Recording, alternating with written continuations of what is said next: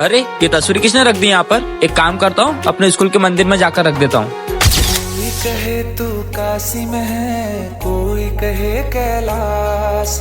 जब जब इस बालक ने मेरी मदद की, अब मैं इसकी मदद करूंगा। बच्चों, कल तुम सबकी एग्जाम है तो तुम सब पढ़ के आना। तू मेरा भगवान। बच्चों, मैं तुम सबके एग्जाम के पेपर बांट रही हूँ। जब तक मेरे तन में प्राण, मेरे बाबा, मेरे बाबा। तो चलो सभी बच्चे अपनी एग्जाम के पेपर दे दो।